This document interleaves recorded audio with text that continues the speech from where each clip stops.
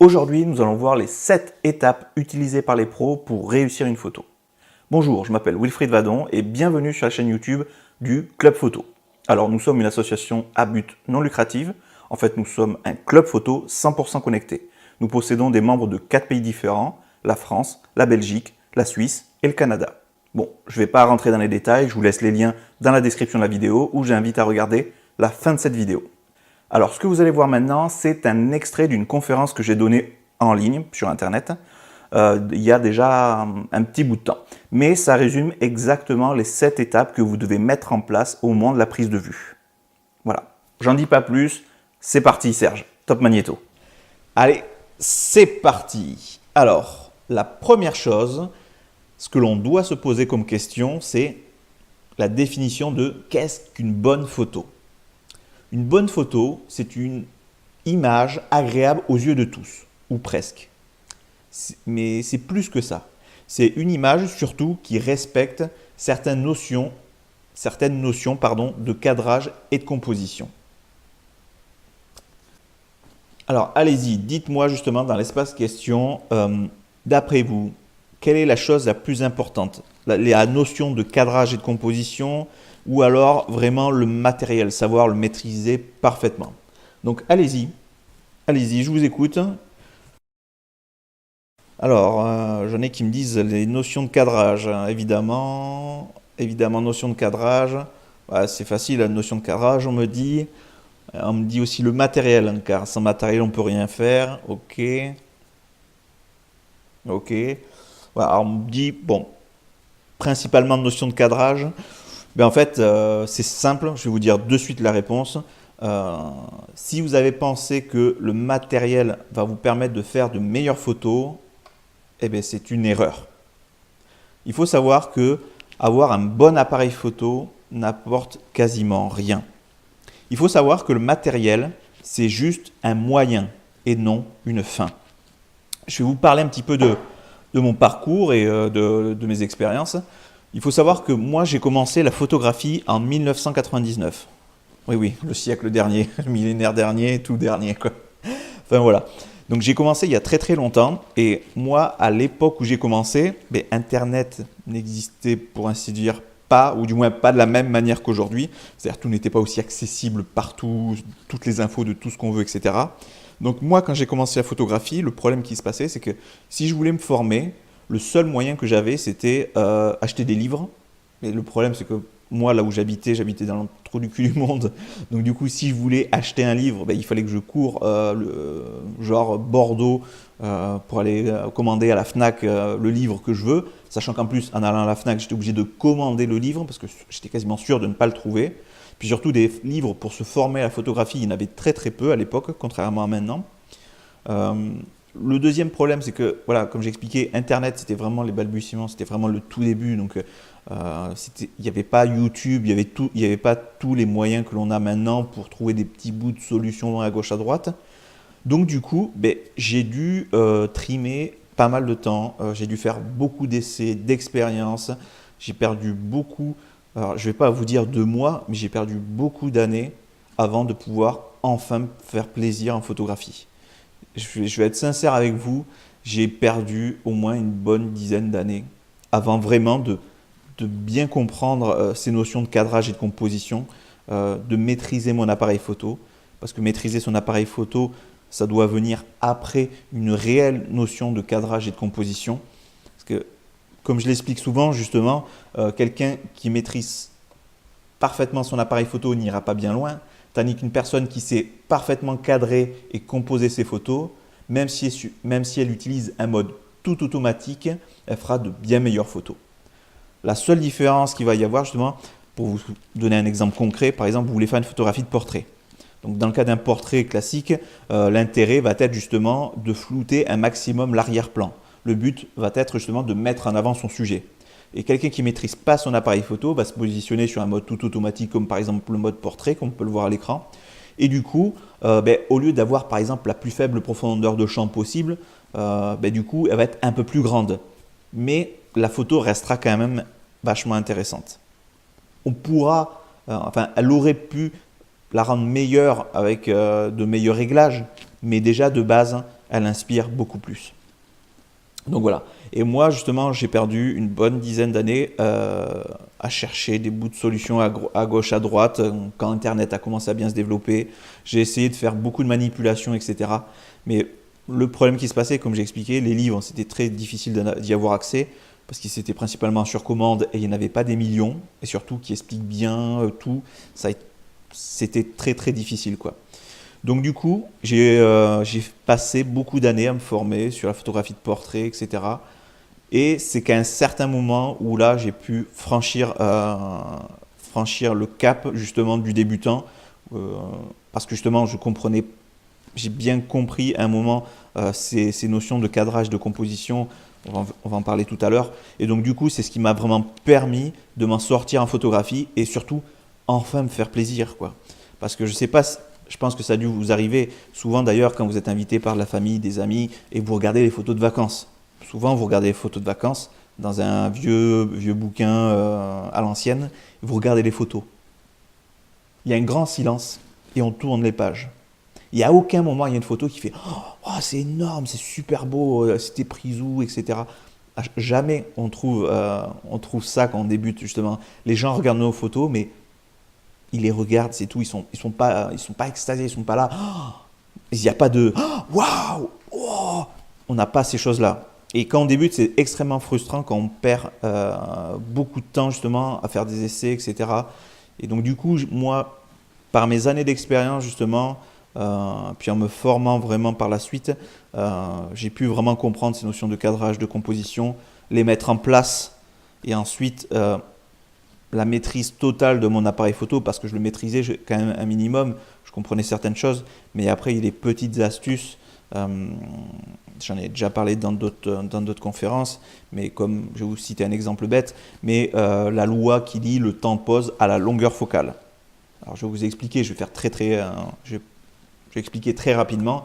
En fait, il existe une loi du temps de l'argentique qui est toujours valable en numérique, mais qui, on va dire, évolue un peu. Je vais pas m'étaler là-dessus. Il y a une loi qui dit que vous ne devez jamais utiliser un temps de pause inférieur à votre longueur focale. Par exemple, si vous faites une photo avec un objectif à 100 mm, vous ne devez pas utiliser un temps de pause en dessous de 1 centième de seconde, au risque justement d'avoir une photo floue ou légèrement floue. Donc voilà, c'est une petite loi. Donc si vous utilisez par exemple un objectif 200 mm, vous ne devez pas tomber en dessous de 1 200e de seconde. Si vous faites une photo à 20 mm, vous ne devez pas tomber en dessous de 1 vingtième de seconde, etc. Voilà, c'est une loi qui lie le temps de pause à la longueur focale.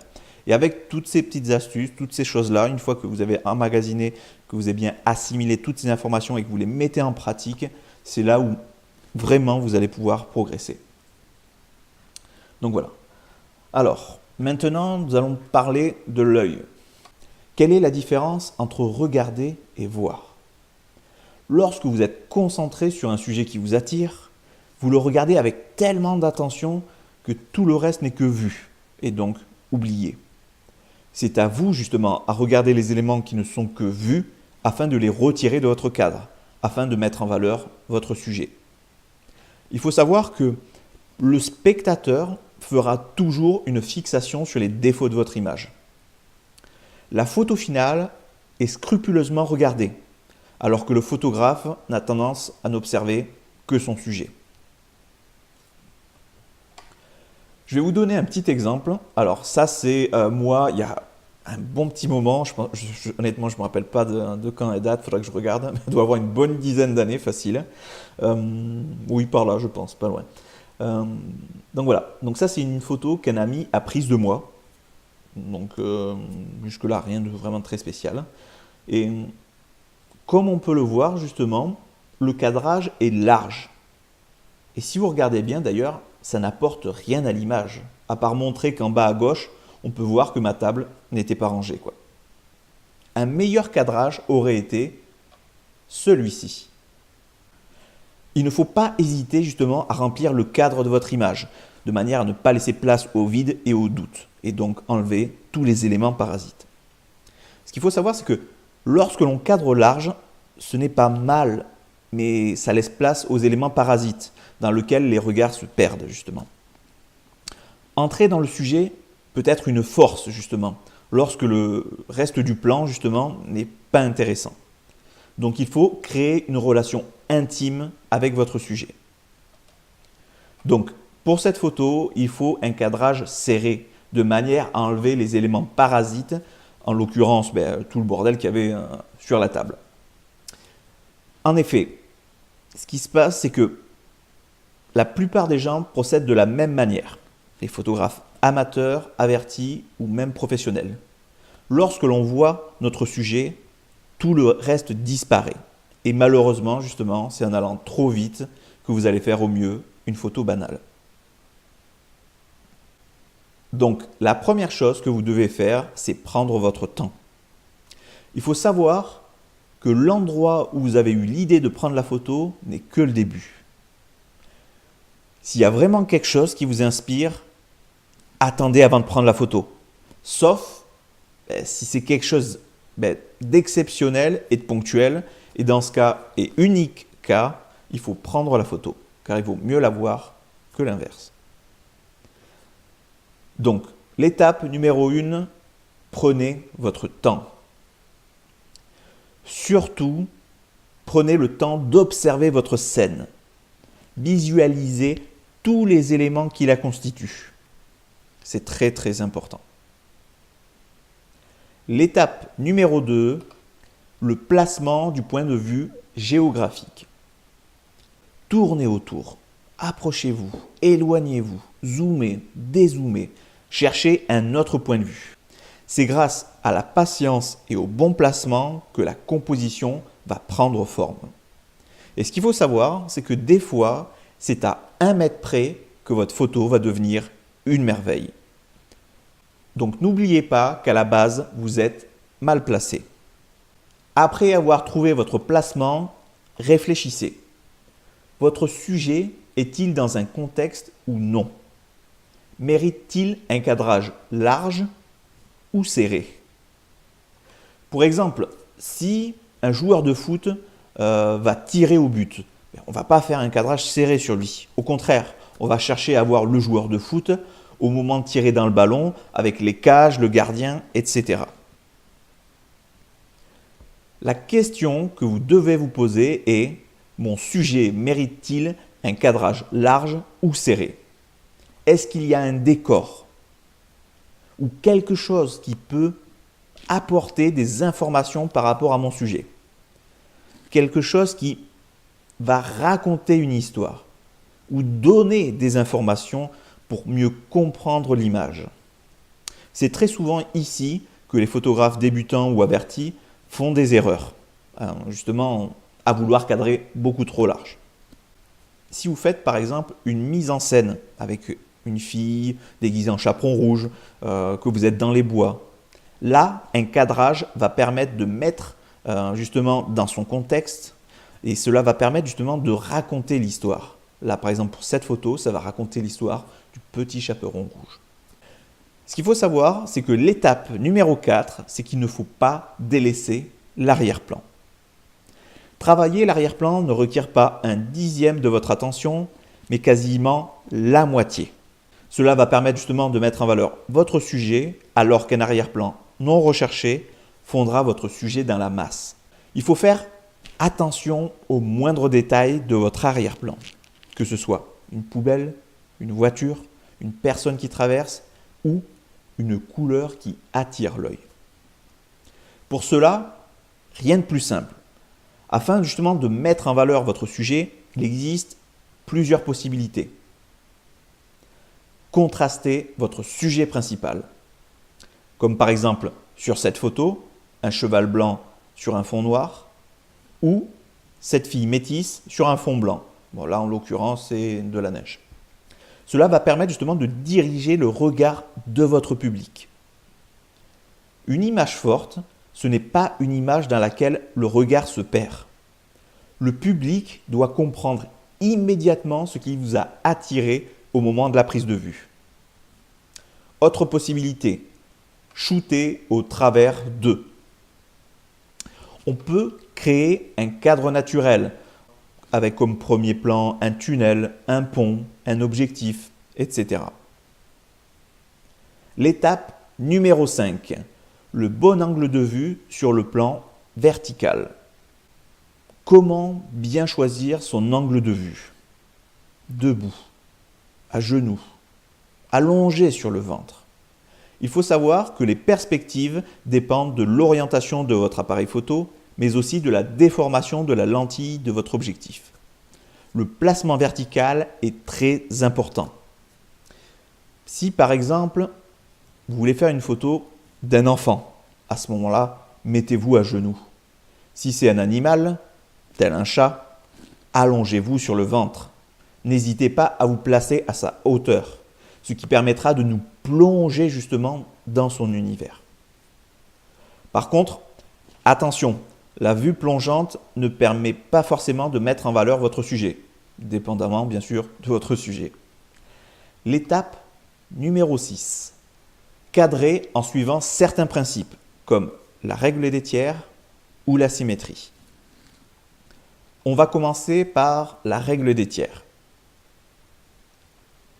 Cette règle est basée sur un principe de proportion et d'équilibre de l'image. Le ou les sujets, éventuellement, sont placés à des endroits précis de la composition qui seront jugés agréables pour l'œil du spectateur. Ce qu'il faut savoir, c'est que l'œil humain va aller instinctivement de gauche à droite et de haut en bas. La règle des tiers consiste à diviser son cadre en 3 parties horizontales et en 3 parties verticales. On va alors projeter une grille imaginaire de 9 rectangles égaux. Chaque ligne correspond à ce que l'on appelle un axe fort. L'intersection de ces lignes correspond à ce que l'on appelle un point fort de l'image. Si vous placez votre sujet sur l'une des intersections de ces axes, cela renforce la composition. En déportant votre sujet sur le côté, vous allez en faciliter la lecture. Il faut savoir que la lecture est encore plus aisée si vous placez votre sujet sur la gauche, car comme j'ai expliqué, l'œil va aller instinctivement de gauche à droite et de haut en bas, comme pour lire un livre. Pour le paysage, on va toujours garder la portion 1 tiers, 2 tiers.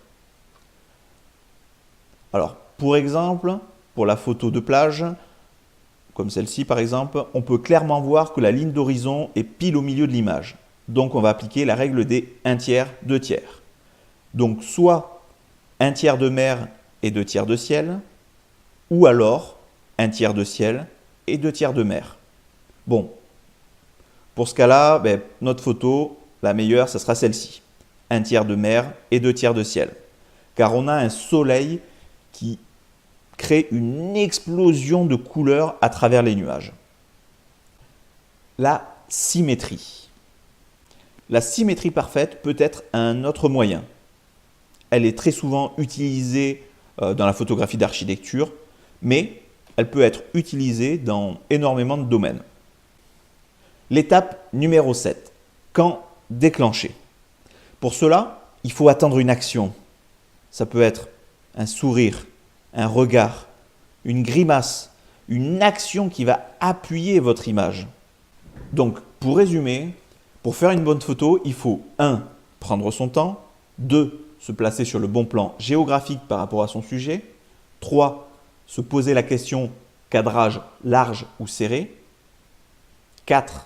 Ne pas délaisser l'arrière-plan, 5. Trouver le bon angle de vue du point de vue vertical, 6. Cadrer en suivant certains principes comme la règle des tiers, 7.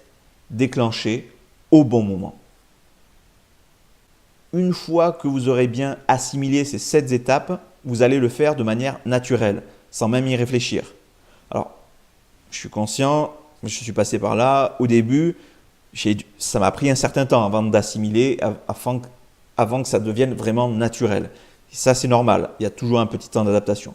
Mais vous verrez que, au fur et à mesure du temps, ces étapes-là, vous allez les faire de manière vraiment très naturelle. Vous n'allez pas réfléchir. Ça va être immédiat. Ça va être quelque chose de spontané.